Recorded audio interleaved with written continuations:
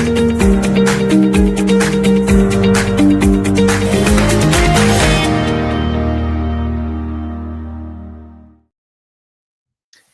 good morning, everybody. Welcome to the Energy Realities Podcast. My name's Stu Turley, President CEO of the Sandstone Group. It is a beautiful day out there.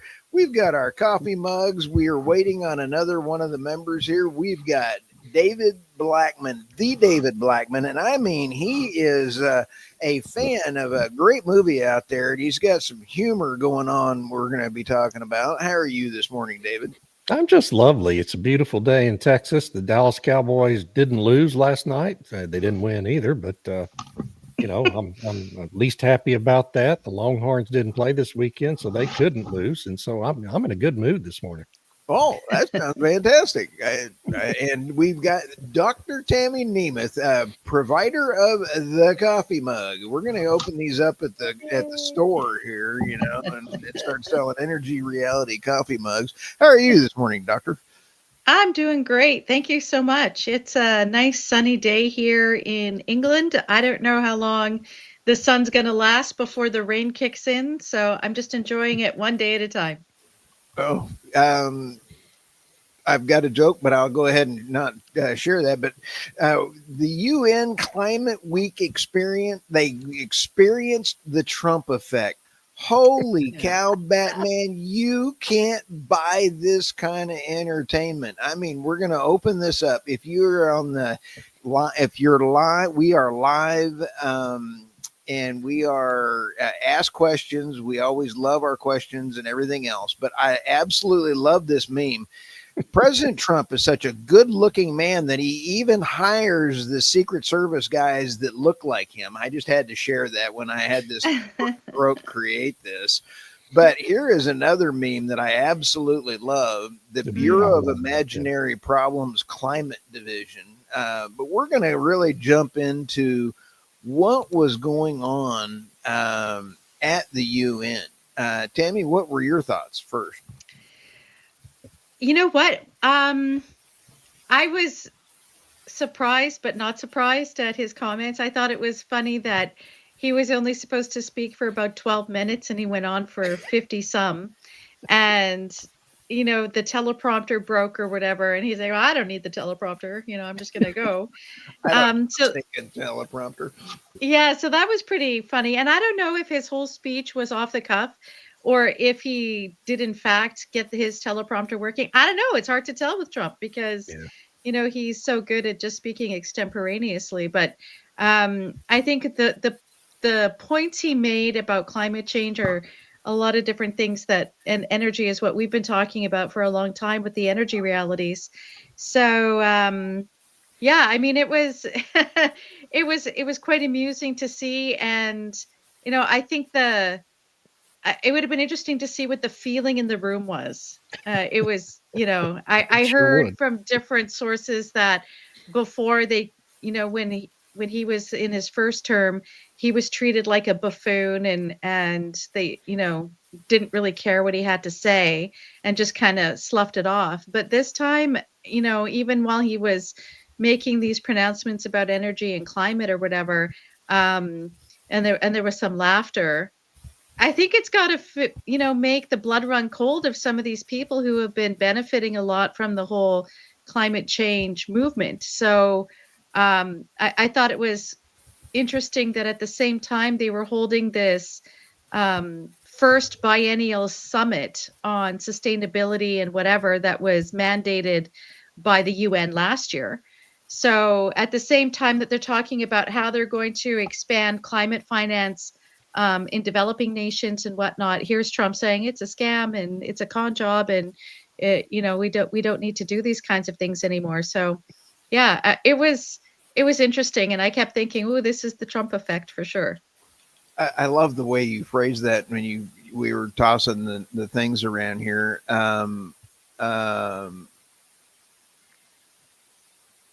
Okay. And then I wanted to, and let's take a look here. I want to get his opinion on this. Do you think President Trump, if you were on the show, do you think you were always right? Scam.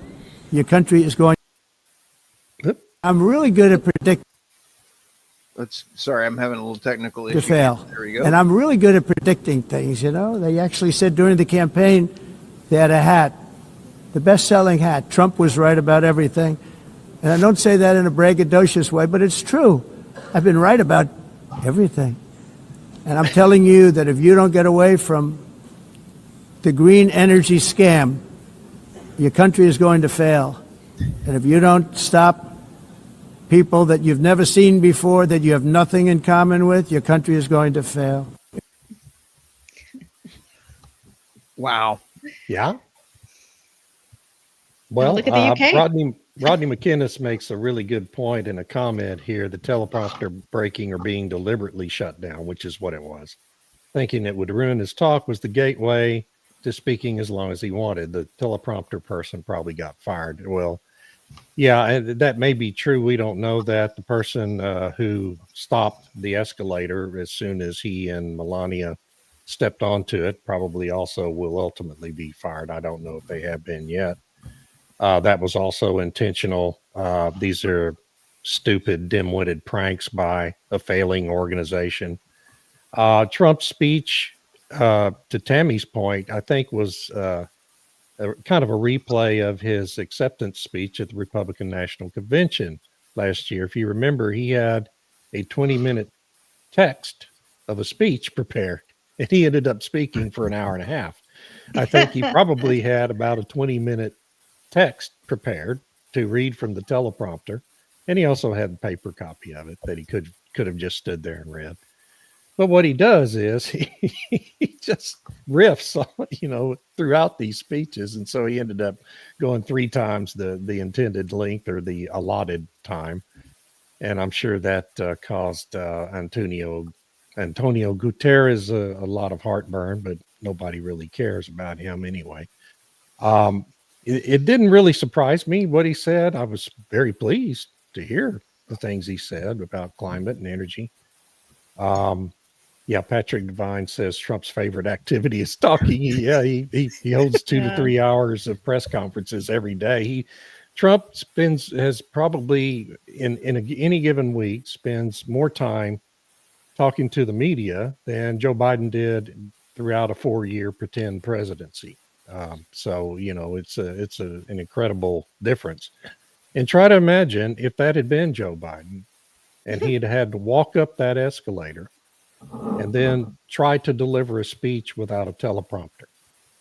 Because, we, for 4 years, had a nominal president of the United States who was incapable of speaking extemporaneously for more than maybe 10 to 20 seconds. And his vice president would have been equally lost. So it's a real change. Trump, I think the difference between Trump 45 and Trump 47 is he no longer cares what any of these people think about him. And he's like, I'm sure many people watching this have seen, there's an incredible video out on YouTube called The Honey Badger Don't Give a Shit. And it's a guy narrating a stream of that was originally a Nat Geo video about how the honey badger is not afraid of anything and he doesn't care what any of the other animals want to do to him. He just doesn't give a bleep. And excuse my language. I think that's Trump. And, he has a view of the world that some people disagree with. Many people disagree with. Pretty much everybody in that room disagrees with. Although I think if you could get those people in that room in private moment, you'd probably find out that most of them understand that what he was saying was right. That this energy transition, trying to prematurely retire coal and natural gas plants and replace them with wind and solar arrays, has been a massive failure. It's leading countries in the free world, in the Western world, to economic ruin. And unfortunately, some of these countries, the UK, I think, being a prime example, Tammy, don't appear willing to accede to that reality in any way. Germany seems to kind of ebb and flow. France, who knows what's happening in France these days. But, in the United States, we're having this sea change in energy policy yet again, for the third time in 12 years. And, it's causing its own kind of disruptions in our shale industry. We saw last week many responders to the Dallas Fed's quarterly survey were complaining that Trump's tariff policies in particular are kind of hampering the industry's ability to get its work done. I'm sure that's true to some extent, and yet at the same time, we have a rising rig count now for 4 consecutive weeks, and overall U.S. production continues to grow despite all the doom and gloom predictions that all the good drilling locations have been used up, and it should be on a decline. I mean, I know one really excellent CEO of an independent producer from the aughts and teens of this century, named Mark Papa, has been telling people for at least 8 years now that the Permian Basin was going to, very soon be in a decline. It's kind of like, all the climate alarmist predictions that the world's going to end in 10 years. And yet it all continues to grow. So I've gotten way off topic. It was a great speech. I love the speech, and wish we had more of them. We're going to come back to that discussion with some of your stories, but I love where you were going on that. Carrie Fawcett Wisdom. We are going to need to figure out how to make geothermal and nuclear more efficient and safe. I love your comment, and that is absolutely true. Now, I recorded the whole thing because I was laughing so hard I had to. I'm sorry. It was just such a great thing. We're not going to play all of that. Let's see what, I don't know what to make of Antonio Guterres. This is from Rodney McGinnis. His educational background is physics, and his electrical engineering is mine. His hyperbolic climate claims are in direct conflict with his formal education, in my point of view. He is simply a paycheck-driven dude. So good point. And no, I want to jump in there because Antonio Guterres was the president of the Socialist International. He was the head of the Socialist Party in Portugal. And if you look at who have been the previous presidents of the UN over the past, I don't know how many years, and they're all socialists. And so he's playing into an ideological game, which is using climate change in order to affect a reordering of the global economy and global governance. And he's playing his part from that perspective. Science doesn't matter. It's about what the end game is in this respect. Yeah. Outstanding point, Tammy. And let me play this one clip. This is a little Hey, wait, bit before you do that, can I make one point about Guterres and what he said last week? What we didn't hear from him was any effort to quadruple down on the hysterical rants, that the highway to hell and all these lunatic claims he's made over the past 3 years. We didn't hear that. And the other thing we heard from him on Thursday was urging OPEC Plus to raise its oil production to meet its stated quotas, because OPEC Plus is only really, they've made these announcements. They're going to add X 100,000 barrels to the market each month this year. They haven't done that. Okay. They're only meeting about 30 to 40% of those stated increases. And so the other thing we heard from Guterres was just fascinating to me, because this is a man just 3 years ago said we don't ever need to invest another dollar in new oil exploration, urging OPEC Plus to dramatically increase its production because he believes the crude market is undersupplied and could become even more undersupplied next year. That's something the media completely missed. It's a really interesting statement by this guy. Anyway, go ahead. Okay, let's play this because this is going to feed into Antonio and what we really know what the UN agenda was. This was important. So hang on. Not solving the problems it should too often. It's actually creating new problems for us to solve. The best example is the number one political issue of our time, the crisis of uncontrolled migration. It's uncontrolled. Your countries are being ruined. The United Nations is funding an assault on Western countries and their borders. In 2024, the UN budgeted $372 million in cash assistance to support an estimated 624,000 migrants journeying into the United States. Think of that. The UN is supporting people that are illegally coming into the United States, and then we have to get them out. The UN also provided food, shelter, transportation, and debit cards to illegal aliens. Can you believe that? On the way to infiltrate our southern border. Millions of people came through that southern border. Just a year ago, millions and millions of people were pouring in, 25 million altogether over the 4 years of the incompetent Biden administration. And now we have it stopped, totally stopped. In fact, they're not even coming anymore because they know they can't get through. But what took place is totally unacceptable. The UN is supposed to stop invasions, not create them and not finance them. In the United States, we reject the idea that mass numbers of people from foreign lands can be permitted to travel halfway around the world, trample our borders, violate our sovereignty, cause unmitigated crime, and deplete our social safety net. That is bringing up the world's problems with the UN NGOs that were funded by USAID going to the UN, all these NGOs going around the world causing UN problems. This is a huge speech. And did you see some of those people? And then when President Trump started talking about Russia and ending the war and Zelensky was there, people were not particularly happy in that whole thing. Well, it's interesting with his comments about who was paying for these for the migrants to go to the. Hi, Irina. Hi, Irina. Sorry, I was late. One has to ask who's paying for the ones to come to the UK because they all get phones. They all have debit cards when they arrive on the shores. Who's paying for that?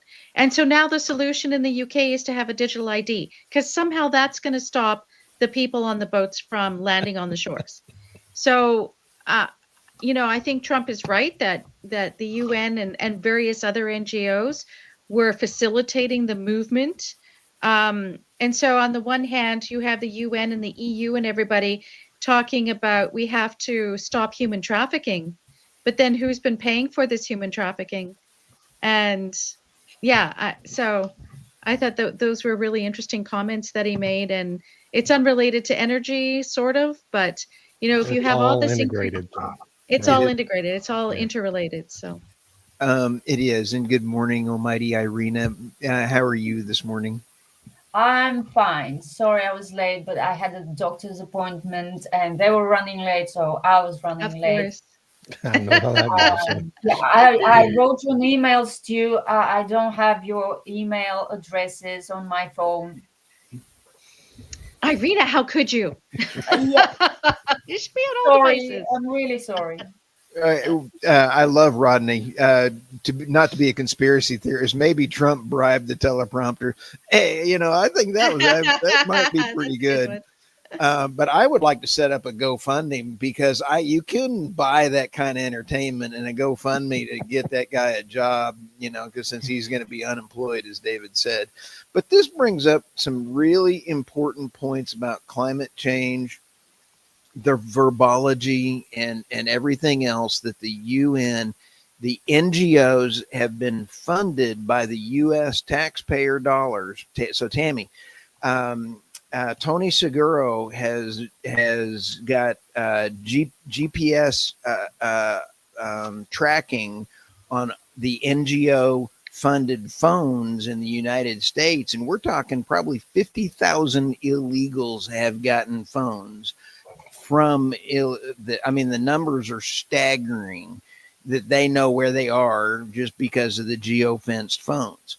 So the NGOs funding that have also been funding all the climate change language and all of the other things coming from the U.S. taxpayer dollars. And I know I'm broke, so I'm tired of paying for all this climate change nonsense. So getting back onto climate change, the climate week seemed to be more like Shark Week. Irina, what were your thoughts of President Trump at the UN last week? I don't know. I didn't actually listen to his speech. I don't listen to speeches, but I read the coverage of speeches. But with regard to Climate Week, I just read a very, very funny article in Forbes with 6 outtakes from Climate Week, one of which was using the cool factor to make people like EVs more. And the author quotes the new chief sustainability officer of General Motors, who said that her kids really loved riding in her electric SUV because it was so cool. This is the level of narrative we're dealing with. Kids Wow. think that Wow. EVs are cool. Yeah, until the battery dies mid-journey, for example. Yeah. But I'm So sure her kids have an app on the phone to make sure that they can navigate the route properly and find a charger. Sure. yeah, Sure. they should probably start teaching them early on. But I sense a sense of desperation in all of this. There's a lot of talk how cool the transition is, how it's unstoppable because wind and solar are so cheap.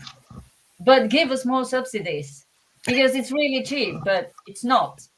And we need Yeah. the money. But it's going to keep expanding even without subsidies because it's unstoppable. It's really Right. paradoxical. I wrote about it in my Substack that was supposed to be published 20 minutes ago, but it will be late as I was. So I like this sense of desperation, I won't lie. And there is, however, I think there's a hope among these people, the transition pushers, that it'll be over soon because Trump will be out of the White House in 3 years, and normal people, according to their perception of normality, will return. If they're really banking on that, I'm not sure this is smart.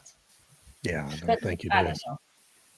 I'm going to change up something here real quick. You sent over for your stories, I believe this one, which was U.S. Climate Group reframe the green pitch around energy cost.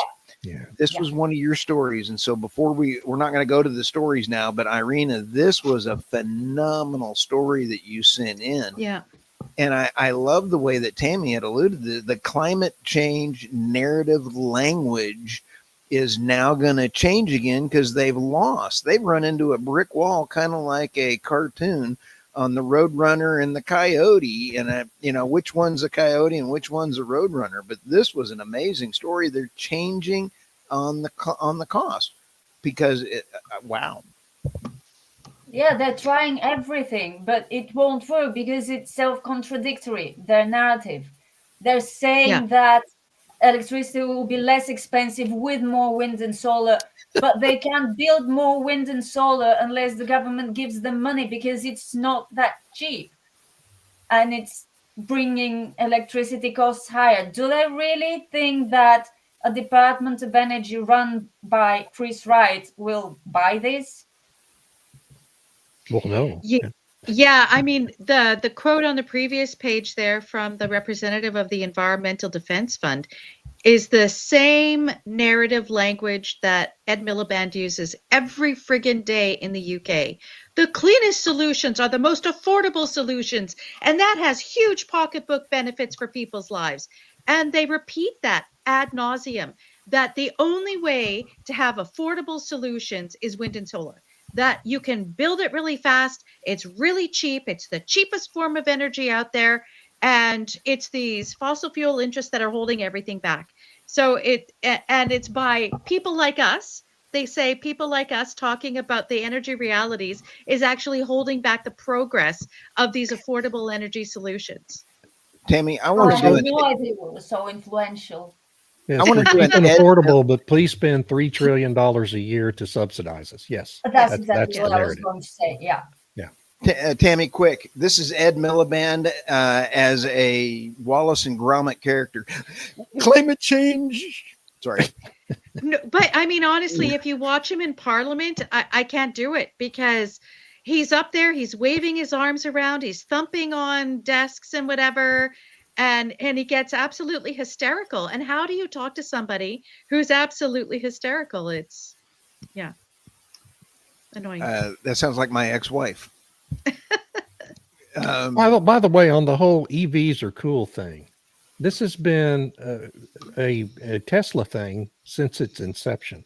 And then GM adopted it when they created their own EV division during the Biden administration. I mean, GM had been producing these cheap EVs for years before that, but then Mary Barra came in and bought in whole hog to the subsidy trough.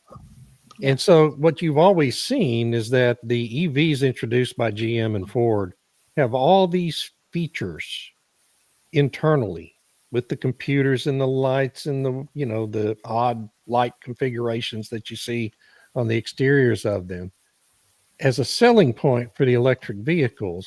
Well, in reality, they could include every one of those same features in their gas-powered models, but they want the EVs to seem cooler than the gas-powered car, and for people to just fall for that and say, well, we should buy this one because of the cool strip lights on the back of it. Look really neat, and our kids love the ability to interconnect with the systems on the interior of the car. Well, but that's just been kind of their strategy all along. And I mean, the Cybertruck is a great example from Tesla. Musk introduces this radical design pickup truck, and what was it? I mean, 200,000 or 300,000 people subscribed to get one of those things when they were finally available. Of course, only a tiny fraction of those people actually followed through and paid. What was it? $130,000, I think, was the original price. When they put their money down, the advertised price was going to be around $60,000. So and it's been a massive failure, because once the cool factor ends, people don't want the damn car anymore because it looks like a DeLorean from Back to the Future. And so, it's this ridiculous marketing of these electric vehicles has just been a thing since Tesla started, really. Yeah, but it worked for Tesla because they were the first ones. It worked for them. They were unique. You can't just take a page out of Tesla's marketing textbook and use it for your admittedly horrible products. No, really, it's a race to make them as ugly and unpleasing to the eye as possible. I don't know why that is. Maybe they think that looks cool. Yeah. And on the subsidy question, of course, tomorrow is the last day, everyone, for you to go buy your U.S. EV in the United States and get that $7,500 per unit subsidy that was included in the IRA. It expires tomorrow. So everyone run out and buy your Tesla today. But here's one with a sniper outfit on it. So, there is an advantage to having a Cybertruck with this. This is the Detroit model, so that you can go the sniper option package. The sniper option package on it. So sorry about that. I didn't mean to. Sorry. Being the producer with the buttons kind of is dangerous sometimes for me. I should not awesome. Do that. Sorry. All right, let's roll over here and go over to the stories here. And let's go to, I do love this. I'm sorry. Shark. I love it.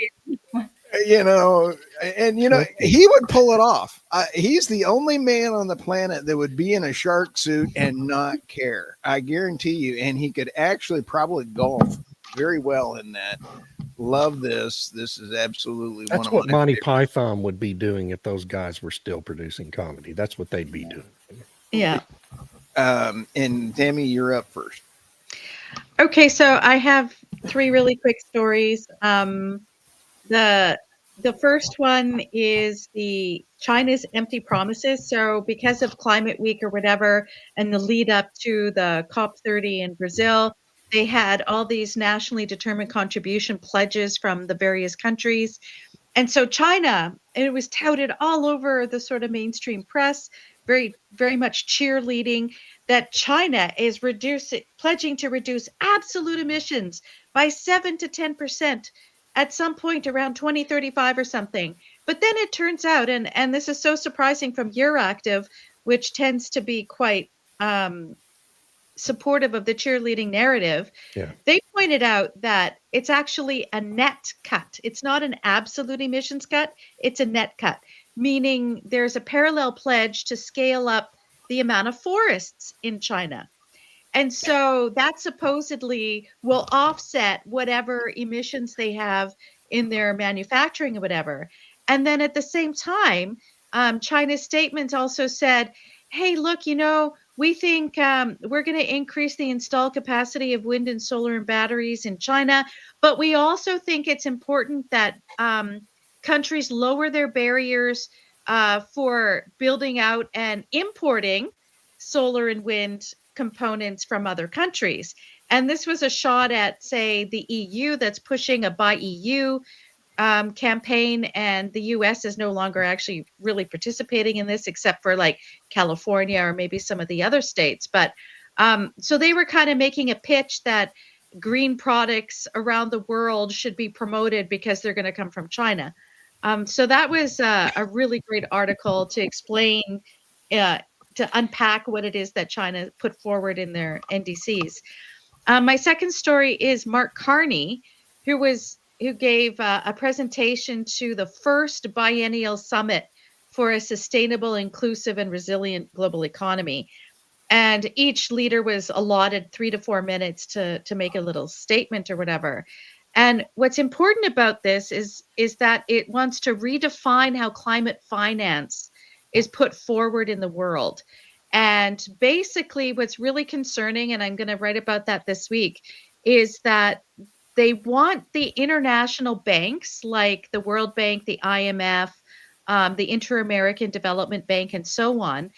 They want to bundle debt from the developing countries and basically issue it as investment vehicles, similar to what happened with the subprime mortgage thing in the US. So they want to do this on a global scale. And what could possibly go wrong? What could go wrong, right? Yeah. So, I mean, it's, as I was digging deeper into what this means and whatever, and they made various announcements from the other multilateral banks that last week. This is extremely concerning.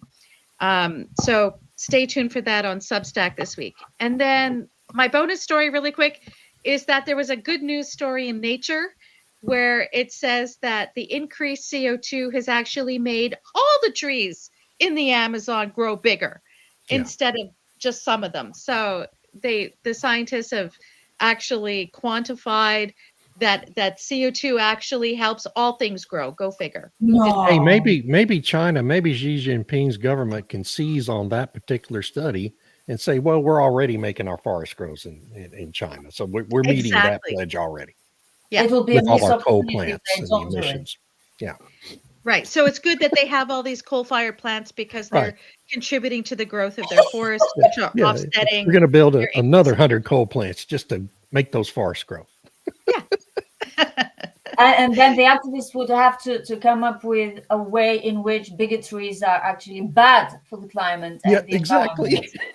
Right, which is what Bill Gates has been saying, that the big trees don't capture as much CO2, and therefore we should cut them down. Oh, I thought it was about old trees, but yeah, bigger trees tend to be older trees. So now older trees. Yeah. All right. Yeah. So that's it. You can find me on Substack, thenemethReport.substack.com. If you hit the subscribe button, you'll get notified whenever a new post comes up. So please do that. Thank you.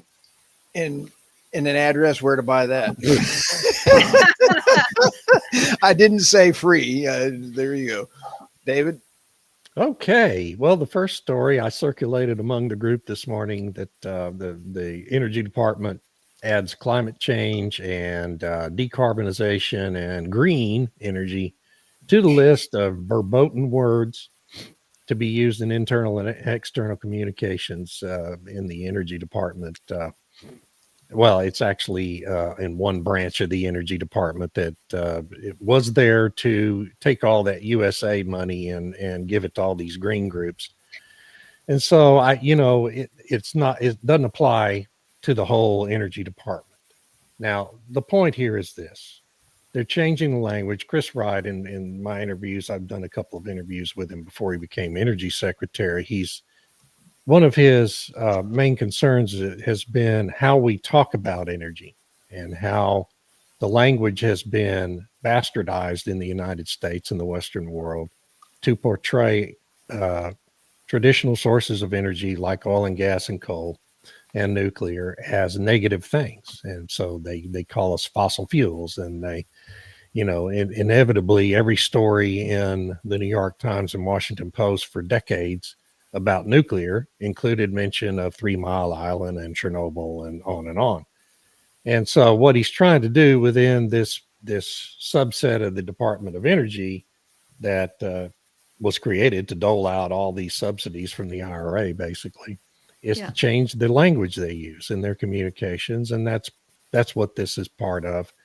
I'm not a big fan. And when I circulated that, I think Arena and Tammy both responded that maybe it's not the best idea to be changing the language. And I tend to agree with that.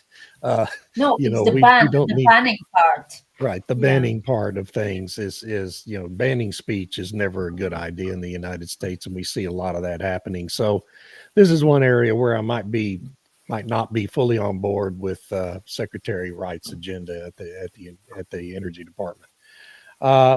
The other story is new report projects $95 future break-even price for U.S. shale oil. That is based on a study that was published last week by Enverus, one of the great energy data and analytics firms here in the United States.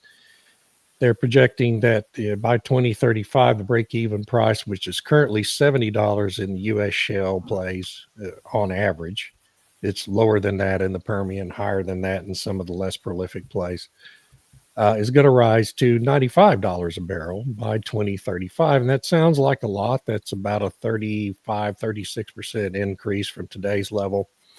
But when you really look at it, that is right in line with projections of economic growth and inflation over the next decade as well. So it's really not an earth-shattering thought that maybe the break-even price for crude oil is going to rise apace with everything else. That said, we also had the Fed survey last week. The Dallas Federal Reserve Board does these quarterly surveys of energy executives here in Texas and around the country to get their current temperature on what's happening in the oil patch and other parts of the energy space. And some of the shale executives really had big complaints about the Trump energy policy and particularly the tariff policies being disruptive to their business and complaining that one even said the shale business in the United States is broken. To me, that kind of flies in the face of the fact that the Baker Hughes and Enverus rig counts have now increased 4 straight weeks. You've got a growing active rig count. You have overall U.S. production continuing to rise every month, despite lower drilling levels that we've had this year. And so we're getting a lot of mixed signals, I think, out of the U.S. shale business and some of these executives who are struggling. There's no doubt that there's a lot of reasons why they're struggling. The oil price has dipped this year, but it was already dipping long before the Trump administration came on board. And the tariffs have certainly had an impact on their cost structure and supply chains. This concept, particularly the fact that the tariff situation changes all the time as Trump moves from country to country to try to negotiate these deals.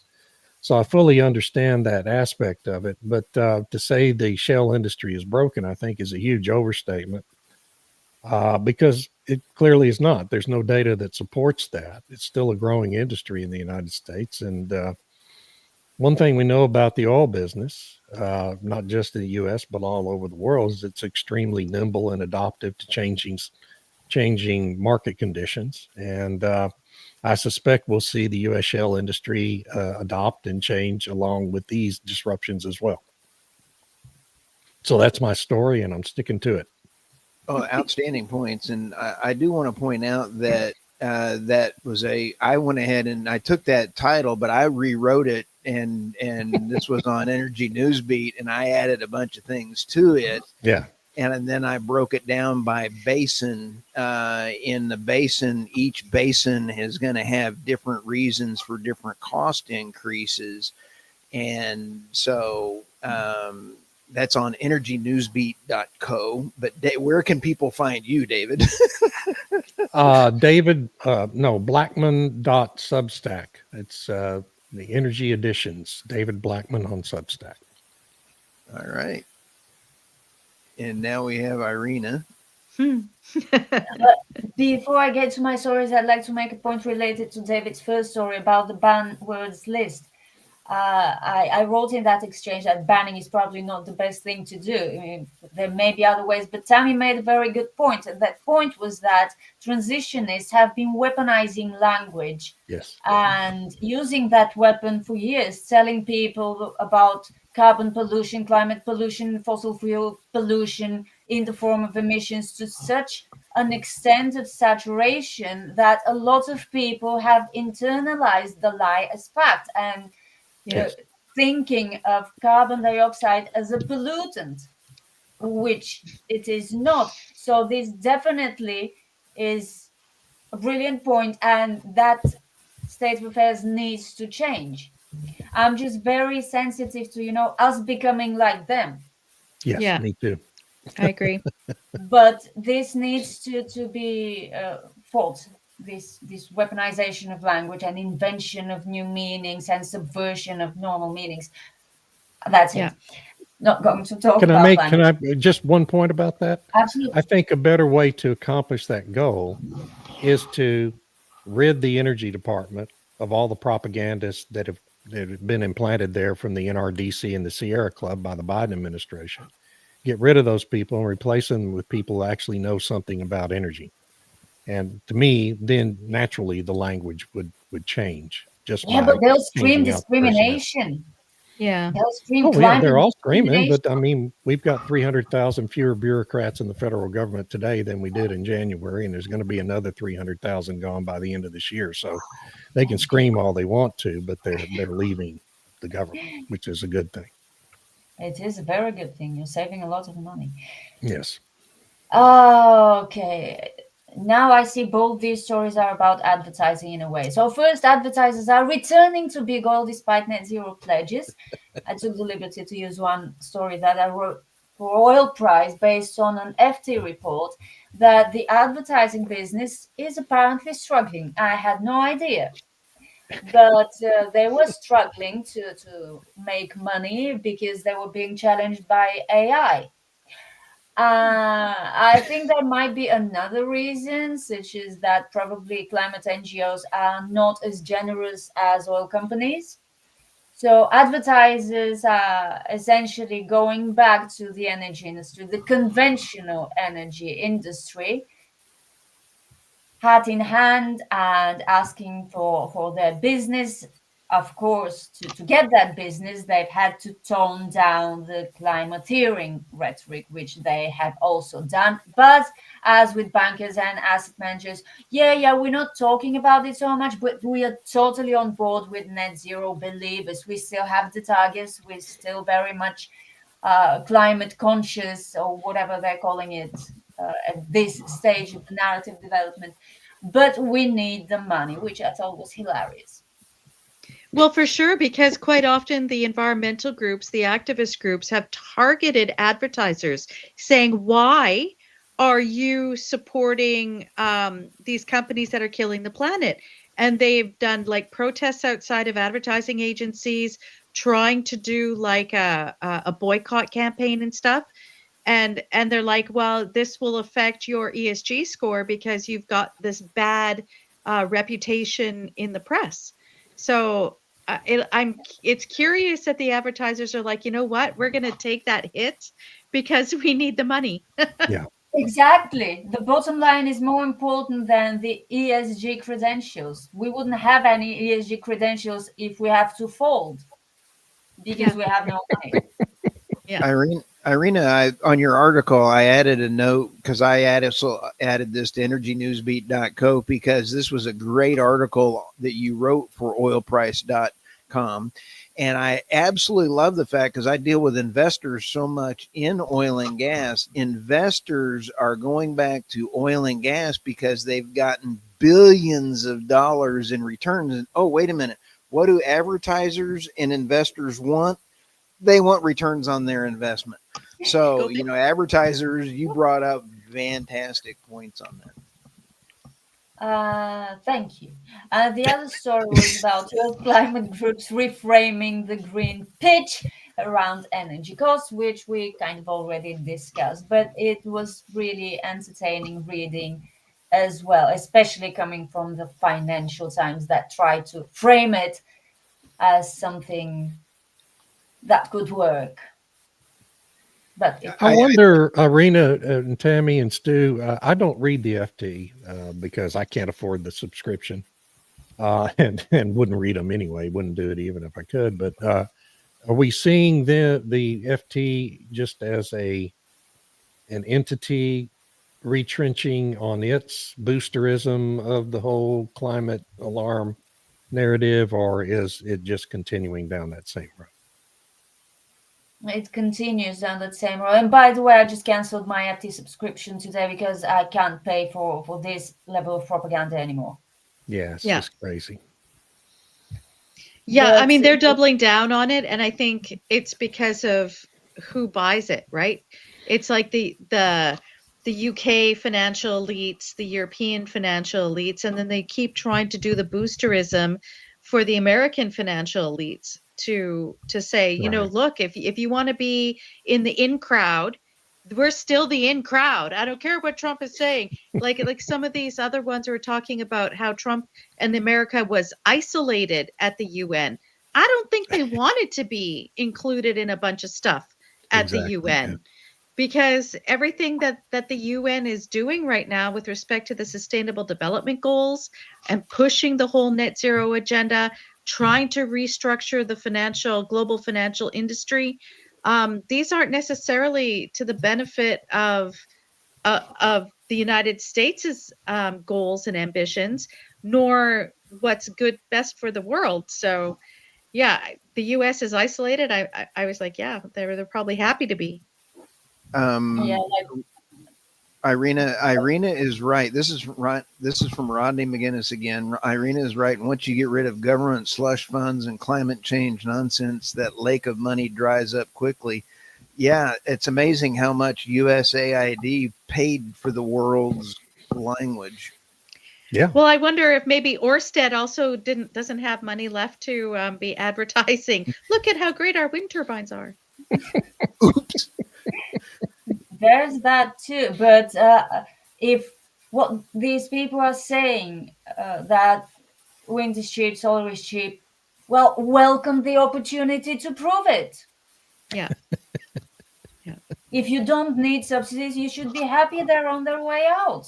Yeah. I mean, it gives you a wonderful opportunity to say, see, we were right. But it won't, will it? No. And your Substack is one of the best on the planet? Yep. My Substack is Irene Slap on Energy. Still, I haven't rebranded yet. And the post will be coming later today. I'll tell you, I had fun writing these two. This one, Chinese lithium battery took down South Korean intelligence agency. And then I started finding out that Texas has 1,200 of the same batteries that took down a Korean intelligence agency installed in 5 gigawatt systems in Texas. So this brings up the cyber problems that are available to your equipment that are in wind, solar, and the grid. There are still 492 major grid interconnections in the United States that Trump took out, Biden put back in, and that China could possibly get connected to. And I haven't found if they've been pulled back out yet again. But lithium batteries do, once they have a runaway plan, have a serious problem. So I highly recommend that you do get a plan for not having them. And then U.S. presses India cut Russian imports or watch trade deals slip away should be bad for the U.S. dollar. I absolutely love President Trump. I think he's the greatest president we've had ever. Um, However, I do disagree with him picking on India and China for the tariffs for trying to end the Ukraine-Russian war. And I think that that is a mistake because it, again, goes along with weaponization of the U.S. dollar and is a mistake to do this. I think the only way to end the Russian war is to get President Putin and President Trump in a room and do a deal and then close the door. Pardon? And close the door. And close the door.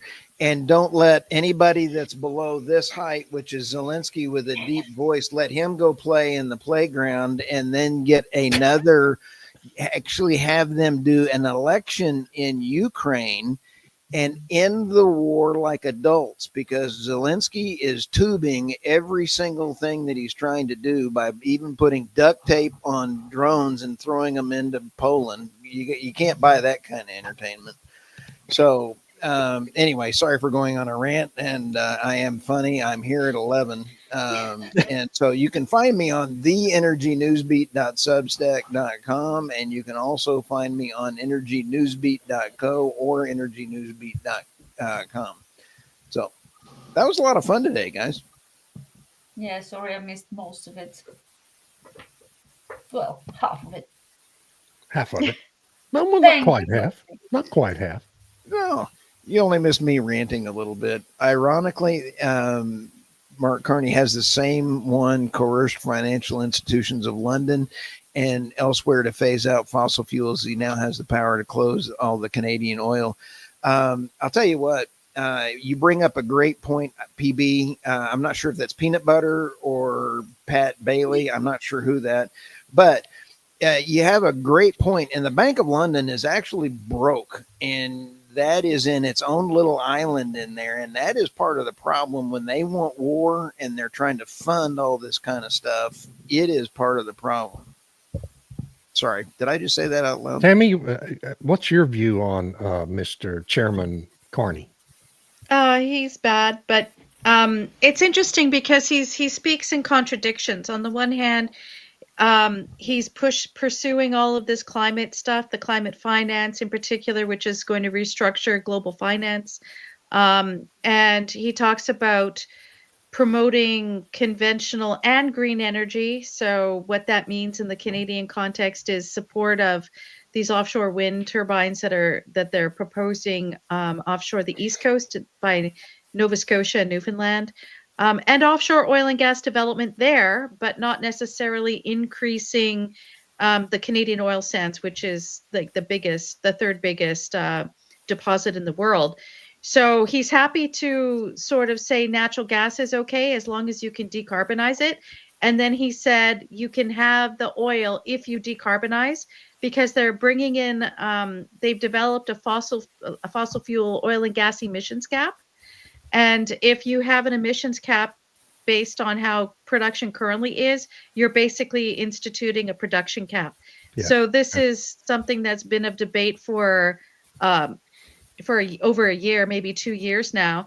And they put forward a motion in the House of Commons while Mark Carney was jetting around the world. The Conservatives did, saying we don't support an oil and gas emissions cap, and it failed. So the Liberals all voted for an emissions cap, the Bloc Québécois, which is holding the balance of power to some extent, and the NDP. So basically all the socialist parties said, yes, we want an oil and gas emissions cap, and only the Conservatives said, no, we don't want one.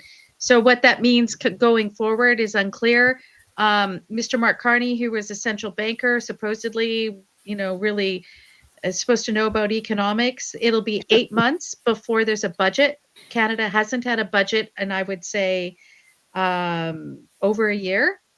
And the Parliamentary Budget Office, which is like an auditor, came out last week during committee hearings and said Canada's economy is in shock. Our accounts are shockingly bad. And like basically, if all these promises that are being made about spending in Canada go forward, Canada will be bankrupt. So I don't know what what they're planning. November 4th is supposed to be when they have a new budget, but he's creating a new accounting method so that their spending and subsidies will be counted as investment rather than spending. Of course, yeah. It's That's still the money going bastardization of the out language again. and I not know. coming in. I know. So they're going to change the accounting to make it seem like we're not in as much debt and as we are. So I don't know. The UK is doing something similar, so it's not surprising because all these sort of socialist countries are doing the same thing. And Mark Carney was here again in London. He's jetting around. He went from the UN to London, and they had the Global Progress Action Summit, which is where all the socialist leaders and Progress International get together and basically explain how great they are and what they're doing to further the progressive cause in the world. So, yeah, that's what he was doing. Boy, oh boy. Yeah, Canada Post is terrible too. How's the free speech in the UK? Are you going to be arrested anytime soon? Since my sense of humor is horrible. I don't know. I hope not. But who knows? Once the digital ID comes in and we'll all be tracked and stuff like that. I don't know. I don't think I'm going to comply. Well, you don't live in the UK. I mean, I'm not going to comply in the US. So I mean, you don't put a digital ID. Yeah, but they're making it so you wouldn't be able to file your taxes. You won't be able to have a business. You won't be able to do whatever without it. So, yeah, we'll see. We'll see what happens. If people rise up and all revolt, Spain, France, is not being covered, but there's a lot of strikes going on in France and the U.S. It's not being covered and if people around the world kind of wake up and say we're done, kind of like a couple of the other places where we're done with this stuff. Well, I don't know. Brits can't even complain about the grooming gangs. They can't complain about the illegal migration and these people hanging around schools. You're not allowed to. So, and Brits who are trying to hang up flags, one of the Labour-run councils said, you've got 24 hours to take your flag down or we're taking them down and throwing them out. So Brits can't even put up the British flag or the English flag. It's unreal. What happened to that march to defend the flag putting and to protest everything? It just came and went. Well, I mean, they had their march, and then some new political party was announced this past weekend called Advance UK, and so I think people are really sort of dispersed, and there's not enough coordination, and the long arm of the state is preventing people from speaking out and creating a very chilling effect. So I don't know where that's going to go. We've seen this play before, haven't we? We've seen it before. I don't know if the British have the strength anymore to stand up. I mean, the fact that like Starmer is saying the only way to stop the boats from landing on an island is to have a digital ID. He said that'll stop the boats. Yeah. Like what? You have a military. You have a navy. What happened to Britain's amazing navy? Couldn't they stop it? I think Trump was right about everything. We've heard that today. Trump was right about everything. Yeah. All the conspiracy theories are just, now known fact and an accepted fact. It just is. He has a perfect record. It's pretty wild. Pretty wild. But I believe the UK picked the guns up in 1990. I believe. Yeah, it was in the 90s. In the 90s, and now they're picking the guns up in Canada. Mm-hmm. This is bad for Canada, and I hope that Canada becomes the 51st state before that, and I hope they save the ostriches because that's terrible. Yeah, what they're doing there. I mean, oh man, it's just inhuman. Anyway, Yeah. Last We got words, way off everybody, before we head out for this great week. keep your head down. Enjoy the fall weather. Enjoy the fall weather. Oh yeah, yeah. So with that, for David Blackman and his at davidblackman.substack.com, for Dr. Tammy Nemeth at the nemethreport.substack.com, and Irina Slav on energy. Thank you all. My name's Stu Turley, President CEO of the Sandstone Group. We had a lot of fun this morning, and I'm a legend in did. my own mind. Thanks. We'll see you guys Thanks, next time. everybody. Have a great week. Thanks, everybody. Thanks for the comments. Bye bye. Bye.